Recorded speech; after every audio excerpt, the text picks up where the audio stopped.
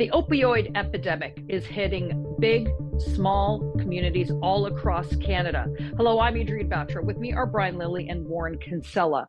This is not an unfamiliar story, sadly, in this day and age, to hear about multiple overdoses in communities, big and small. And Warren, I want to go to you because you recently wrote about, visited, talked to people on the ground in the city of Belleville, just outside of Toronto. For those that don't know, it's a beautiful town. Most recently, the chief of police has issued a warning to residents to not come downtown, an unprecedented type of warning.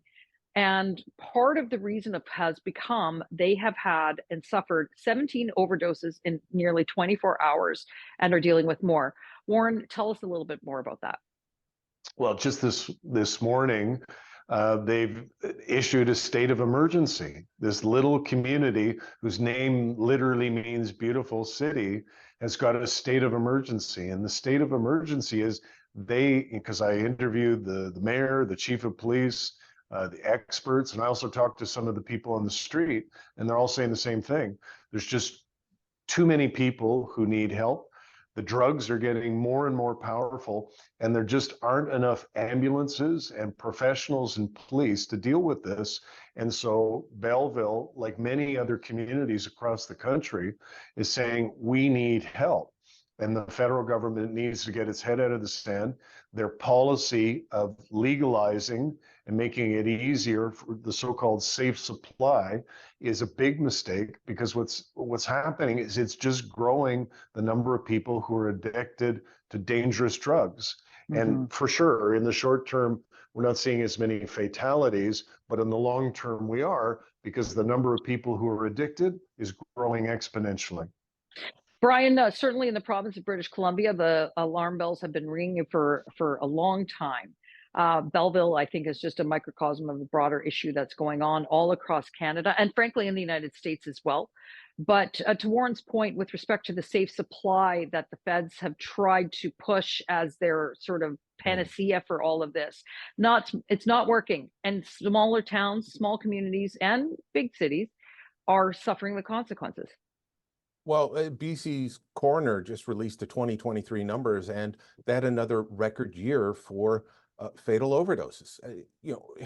It is remarkable that each year it goes up by a significant mark, and they say, well, what we need to do is have more programs to hand out free drugs. What we need to do is loosen the drug laws even more. We've been going down this path, especially in Vancouver, especially in British Columbia, over the last 20 years. And things keep getting worse, and they keep saying, let's do more.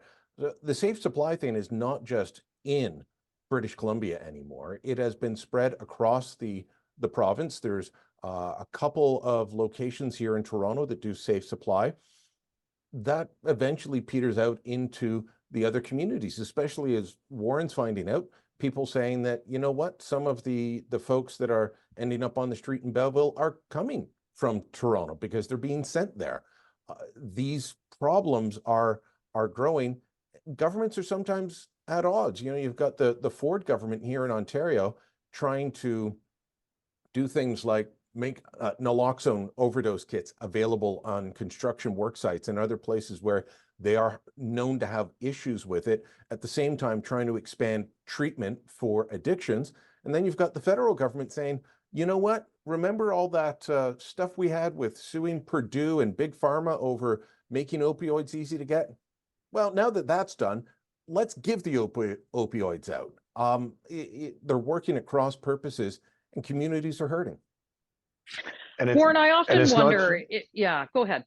No, and just to jump on Brian's point, and it's not just, you know, the addicted who are being killed.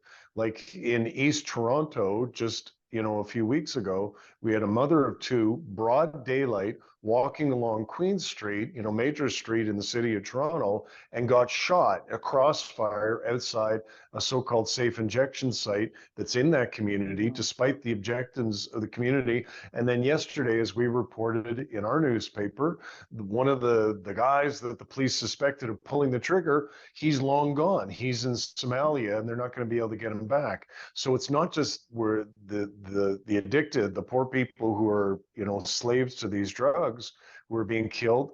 It's also innocent people. And, it testifies the fact that the Trudeau guys really are on the wrong track. I think that there's always been this sort of a saying, Brian, that in order to move a politician, to get them to act, it has to hit them personally. There has to be something that hits home for them. They make these broad pronouncements and policy decisions on behalf of all of us, yet we've seen the deadly nature of many of it. Do you see any communities other than, Belleville has raised these alarm bells to the point of a state of emergency? Other communities across the country doing so? Is this finally going to fall on someone's ears to make change? I believe it's the mayor of Port Coquitlam in British Columbia was talking about the number of addicted youths that they're dealing with. The neighborhood that Warren was just talking about by this safe injection site, we're pushing back and saying, look, you're not looking at the harms that it's done to our community. And I've gone and I've written about the harms. I've witnessed them. The open drug use in areas where kids are going to school or in parks, the sex in the side alleyways where people park their car and kids are going to be playing. People are engaging in sex for money in order to get the drugs. All these things happening, and they're being met by resistance from a bureaucracy that simply does not care. I can tell you from the interviews that he's done, the statements he's made, Doug Ford doesn't back these things, but he's got a huge bureaucracy in the health department that he's got to push back at the provincial level, at the city level, that they are wedded to this idea. In British Columbia, the parents and mayor and others complaining are being met with, no, these policies are all fine. They're working. They're making it better. It'd be far worse if we didn't have them. That's what they always claim. So, there is this mentality that has infected the bureaucracy, and I think it's got to be rooted out. A more sane approach needs to be tried, but that's really tough, whether the politician wants it to happen or not. The bureaucracy is now infected with this idea. Well, perhaps it's probably time that some of these bureaucrats talk to the family members of a kid who accidentally took some of this and accidentally overdosed. But until there's actual political leadership to bust through that bureaucracy, not much will change. Well, let us know what you think in the comments below. Like and subscribe to our YouTube channel and go to the TorontoSun.com. You're going to find commentary and coverage there you will not find anywhere else.